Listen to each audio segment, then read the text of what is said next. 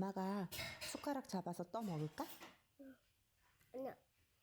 엄마가 도와줘. 엄마 아빠가. 엄마 먹을까? 나도 먹을게. 이지아이. 안녕하세요. 이지아이 이지쌤입니다. 오늘은 24개월에서 30개월 시기 아이들의 언어 발달 꼭 체크해야 되는 것들을 말씀드릴 거예요. 이 시기의 아이들을 둔 부모님들께서는 이제 본격적으로 우리 아이가 조금 늦은 것 같은데 괜찮나? 하는 걱정이 들기 시작하는 시기입니다. 왜냐하면은 이 시기 때 아이들이 굉장히 개인차가 다양하거든요. 어떤 아이는 부모님을 포함해서 주변 사람들한테도 제잘제잘 말을 잘하는 아이가 있고요.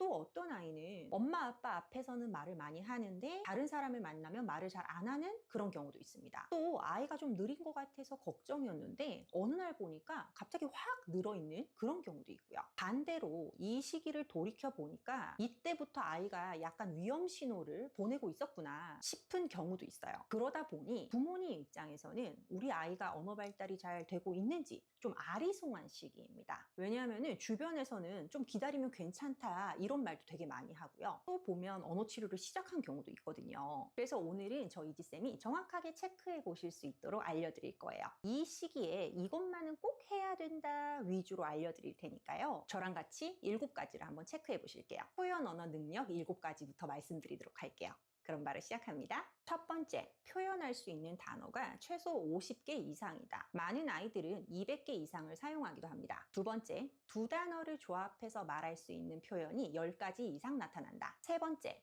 아이에게 이게 뭐지? 하고 물어보면 아이가 좋아하는 것 외에도 아는 단어를 대답할 수 있다. 네 번째, 배설 욕구를 말로 표현할 수 있다. 다섯 번째, 요구하기 외에 거부하기, 보여주기, 질문하기 등 다양한 기능의 표현이 출현한다. 여섯 번째, 네, 아니요 대답을 할 수 있다. 일곱 번째, 장난감을 기능에 맞춰 가지고 노는 모습이 나타난다. 자, 7가지 체크리스트 말씀드렸는데요. 하나씩 설명드릴게요.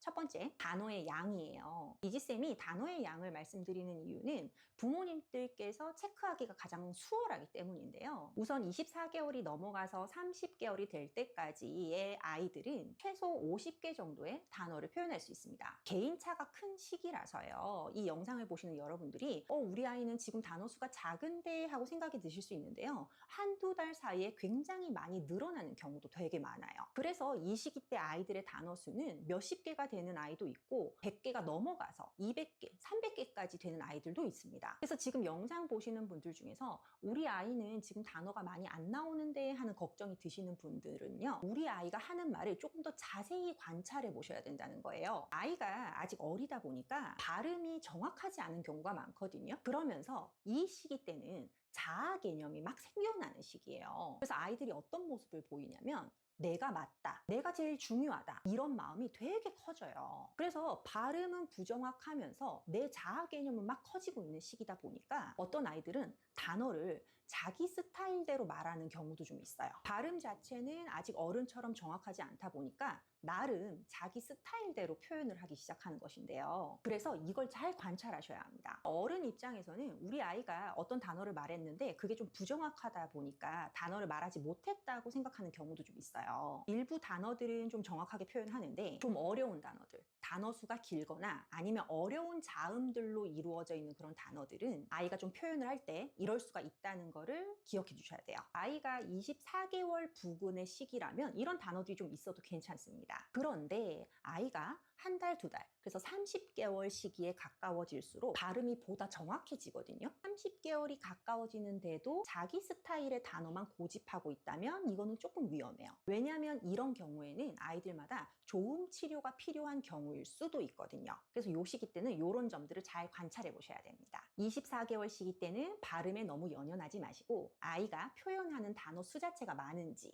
어느 정도 되는지를 확인해 주시고요. 아이에게 다양한 단어를 특히 쉬운 단어 위주로 많이 들려주시는 게 중요하겠죠. 30개월이 다가오면 그때는 단어를 조금은 정확하게 말할 수 있도록 아이에게 들려주시는 것이 좋습니다. 두 번째는 두 단어 조합이에요. 단어 하나와 두 개를 붙여서 말하는 것인데요. 30개월이라는 시기가 되어갈수록 이 두 단어 조합의 개수가 좀 늘어나야 됩니다. 어쩌다 한번 하는 걸로는 안 되고요. 최소한 10개 이상의 2가지 조합이 나타나는지 관찰해 보셔야 해요. 엄마 물, 아빠 가자, 문 열어 이런 것들이죠. 아이의 레퍼토리 안에 다양한 두 단어 조합이 생겼는지를 24개월부터 30개월이 흐르는 동안 관찰해 주세요. 만약 개월 수가 지나가고 있는데도 불구하고 이러한 두 단어 조합의 개수가 늘지 않는다면 가정에서는 이렇게 도와줄 수 있어요. 두 단어 조합이 나오지 않는다는 건 아이가 한 단어로 표현을 한다는 거잖아요. 이렇게 아이가 한 단어로 표현을 했을 때 우선은 조금 더 말을 하도록 기다려 주시고요. 그럼에도 불구하고 아이가 한 단어로만 말을 한다면 그 단어 뒤에 들어가야 되는 말이나 앞에 들어가야 되는 단어를 천천히 들려주시는 것이죠. 예를 들어서 아이가 물이 먹고 싶을 때 물 하고 표현을 한다면 엄마는 조금 기다렸다가 아이가 표현을 안 하면 물 줘. 이런 식으로 들려주시는 거예요. 이때 우리 이지 물 마시고 싶구나. 이럴 때는 엄마한테 물 주세요 할 수 있지? 물 주세요 해볼까? 이런 식으로 너무 길게 말씀하시면 아이한테 잘 입력되지 않습니다. 그래서 짧게 물 줘. 이렇게 짧게 들려주세요. 그리고 아이가 이렇게 단어 두 개를 붙이는 거를 생각하고 표현할 시간을 줘야 합니다. 말을 폭탄처럼 막 하시기보다는 천천히 기다려주시면서 들려주시는 게 중요해요. 세 번째, 이게 뭐지? 하고 물어보면 단어로 대답을 할 수가 있어야 해요. 즉, 질문에 대한 대답인데요. 이때 중요한 점은 아이가 좋아하는 것만 대답하는 게 아니라 그냥 일반적인 거. 관심도가 떨어지는 일반적인 것에도 대답을 할 수 있어야 된다는 것이죠. 아이들이 자기가 좋아하는 거나 필요한 거, 관심도가 높은 거는 잘 말을 하거든요. 근데 이 시기는 자기가 좋아하는 것뿐만 아니라 그냥 일반적인 사물에 대해서도 아이가 말을 해야 된다는 것을 인지하기 시작합니다. 뭐 신발, 양말, 이불, 의자 이런 것들 있잖아요. 일상에서 다양한 사물을 가리키면서 이게 뭐지? 하고 물어보시는 거예요. 좋아하는 거 말고 평범한 물건이요. 그랬을 때 아이가 그러한 질문에도 대답을 하는지 관찰해 봅니다. 만약 아이가 이런 질문에 대답을 잘 하지 못한다면 아이가 그것을 표현하지 못하는 것일 수도 있고요. 혹은 좋아하는 게 아니다 보니까 알기는 아는데 관심도가 없어서 대답을 안 하는 것일 수도 있어요. 하지만 이 시기는 자기의 관심도가 조금 적은 것들도 표현을 할 수 있어야 되기 때문에 언어 자극을 주시면서 이러한 대답들을 잘 할 수 있도록 가정에서 도와주시면 좋습니다. 이지야, 숟가락으로 떠먹어. 엄마 이불 개지. 이런 식으로 말이죠.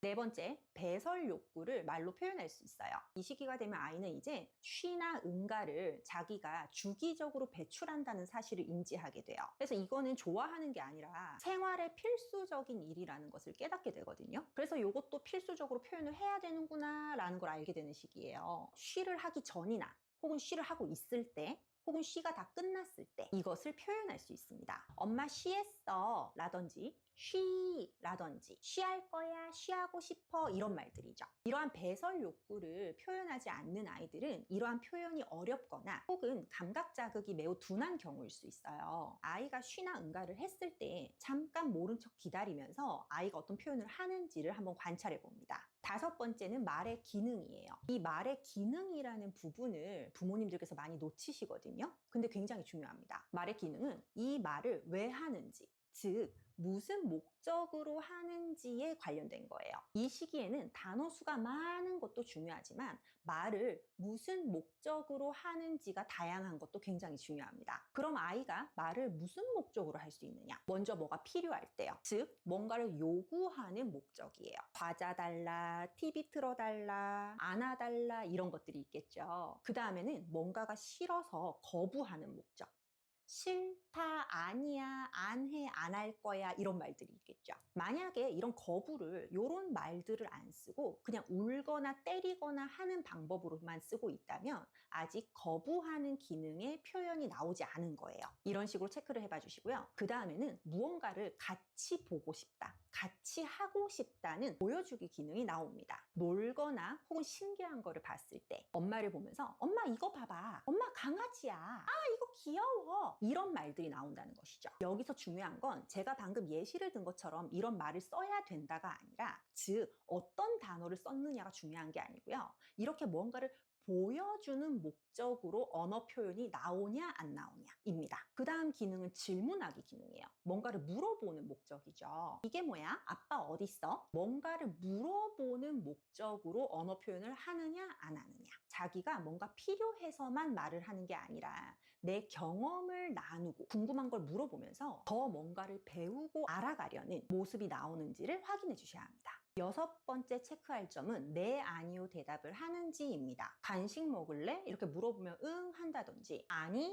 한다든지. 이 예, 아니요 질문이 왜 중요하냐면요. 첫 번째는 간단한 질문을 아이가 이해했다는 거예요. 또 자기의 의사를 카테고리로 표현할 수 있다는 거거든요. 근데 잘 안 되는 경우에 아이들이 있어요. 무조건 네에만 대답한다든지 아니면 대답하는 것에 별로 관심이 없는 경우의 아이들이 있습니다. 이런 경우에는 우선 너무 어렵게 질문을 한 게 아닌가 하는 걸 생각해 보시고요. 그래서 아이가 네, 아니요로 대답할 수 있는 쉬운 질문을 일상에서 해주시면 좋은데요. 이때 중요한 점은 네가 나오는 대답 말고 아니요가 나오는 질문도 섞어서 해주셔야 돼요. 이거 엄마 먹을까? 이런 질문들이죠. 그리고 이거를 엄마 아빠가 일부러 연극을 하듯이 보여주면서 먼저 시범을 보여주세요. 아이도 따라해 볼 수 있도록 도와주실 수 있습니다. 7번째, 장난감을 기능에 맞게 사용하는 모습이 나오는지 관찰하셔야 되는데요. 이게 무슨 말이냐면 아이가 어릴 때는 장난감을 좀 단순하게 가지고 놀거든요. 막 이렇게 눌러본다든지 넣었다 뺐다 한다든지 아니면 이렇게 던진다든지 이런 식으로 되게 간단하게 가지고 놀아요.